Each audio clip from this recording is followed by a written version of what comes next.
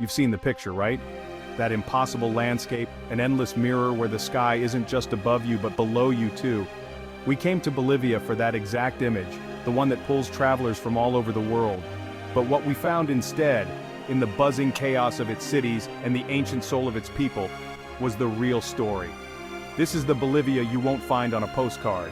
It's a country that completely blindsided me, and I promise it'll do the same to you. Bolivia doesn't just say hello, it steals your breath, and I mean that literally.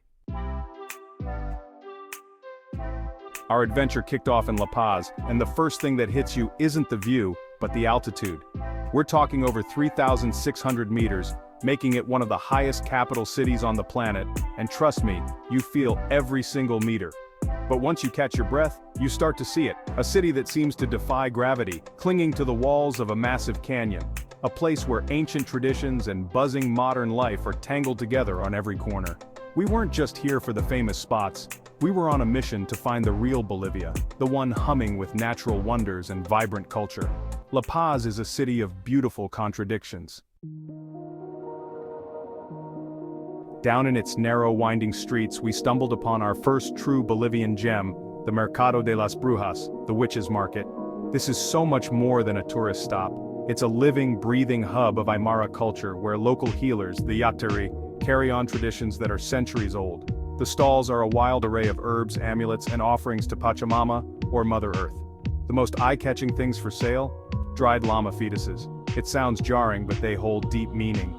They're traditionally buried under new buildings as an offering to Pachamama, a ritual to ask for protection and good fortune. It's a powerful look into a belief system where the spiritual and physical worlds are one and the same. This market isn't for show, it's the spiritual pulse of the city. We got lucky and timed our visit near the Alacitas festival, which honors Ekeko, the Aymara god of abundance. People buy miniatures of everything they want for the next year, tiny cars, little houses, university degrees, and get them blessed. It's a beautiful, tangible display of hope, and the perfect example of how indigenous and Catholic beliefs have blended to create something uniquely Bolivian. Okay, with our lungs finally adjusted to the altitude in La Paz, we headed north to see something legendary, the highest navigable lake on the planet. Lake Titicaca isn't just a big body of water, it's considered the cradle of Inca civilization. According to their mythology, this is the birthplace of the sun. Honestly, the sheer scale of the place is hard to wrap your head around. It feels less like a lake and more like an ocean, with deep blue water stretching to a horizon of snow-capped Andean peaks. We took a boat out to Isla del Sol, the island of the sun, which feels like it's completely suspended in time. There are no cars, just ancient Inca ruins, terraced hillsides, and local communities whose lives are woven into the sacred waters around them. Walking the trails on Isla del Sol, you get it. You understand why this place is so sacred. The air is crisp, the views are monumental, and there's a deep, profound sense of peace. It's more than just a pretty landscape, it's a spiritual one, where nature and myth are completely intertwined. First, a stop in Sucre, Bolivia's stunning constitutional capital, also known as the White City. Its gorgeous colonial architecture is a world away from the happy chaos of La Paz. But the real treasure was a place I'd barely even heard of, Toro National Park. And let me tell you, this place is an adventurer's fantasy. It's a rugged, off-the-grid park famous for one mind-blowing reason: dinosaurs. The park is covered with over 3,500 preserved dinosaur footprints, fossils that are etched into stone from over 120 million years ago. To stand where these colossal creatures once walked, it's a humbling, almost surreal experience. And it didn't stop there. We explored deep canyons, rappelled into the massive Umajalanta cavern, and found hidden waterfalls. Toro feels like a land that time forgot, a genuine prehistoric playground that most tourists fly right over. We were heading to the Salar de Uyuni. The drive itself is an adventure, crossing the starkly beautiful Altiplano. But nothing, and I mean nothing, can prepare you for the moment you first see the salt flats. It's the largest in the world, over 10,000 square kilometers of blindingly white salt, that creates a landscape so vast and alien it feels like you've stepped onto another planet. In the rainy season, A thin layer of water pools on the surface, creating the world's largest natural mirror. The sky is no longer just above you, it's below you too.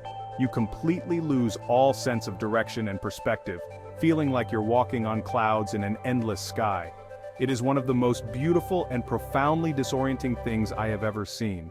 But the magic isn't just the salt. The surrounding area is a spectacle of its own. We visited Laguna Colorada, a shallow lake stained a deep, otherworldly red by algae and packed with thousands of pink flamingos. Then there was Laguna Verde, a brilliant emerald lake at the base of the Lake Titicaca volcano. The landscape feels like a painting, with colors so intense they look fake. Driving through the Salvador Dali Desert, with its bizarre wind-carved rock formations, just adds to the feeling that you've wandered into a surrealist masterpiece. And that soul is never more alive than during its festivals. The most famous has to be the Carnaval de Oruro. It's a UNESCO-recognized explosion of color, music and tradition that erupts in the days before Ash Wednesday. The main event is the Diablada, or the Dance of the Devils, an incredible performance that dramatizes the triumph of good over evil. Thousands of dancers in spectacular heavy costumes parade through the streets in a vibrant tribute to the Virgin of the Mine Shaft. It's a breathtaking fusion of Catholic and indigenous beliefs that is 100% Bolivian. But even when there isn't a massive carnival happening, tradition is everywhere.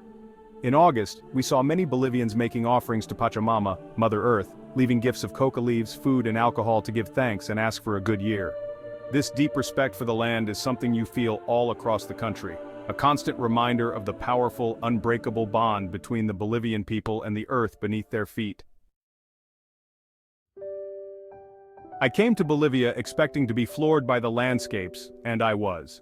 I watched the sky melt into the ground on the salt flats, stood on the shore of a lake that was once the center of an empire, and literally walked in the footsteps of dinosaurs. But I left with something so much deeper. I left with a genuine appreciation for a culture that is so beautifully and inextricably linked to its environment. A place where ancient beliefs aren't just stories, but a living, breathing part of today. Bolivia isn't just a spot to tick off a bucket list. It's an experience that gets under your skin, challenges you, and stays with you long after you're gone. It's a country of unbelievable beauty for sure, but its real gems are the warmth, resilience, and spirit of its people.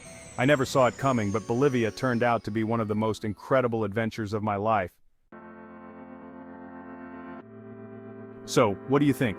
Has Bolivia just jumped up a few spots on your travel list? Let me know in the comments which part of this amazing country you'd want to see most. And if you want more adventures from places that will totally surprise you, make sure you're subscribed with notifications on. You can check out our last video right here. Thanks for watching, and I'll see you on the next one.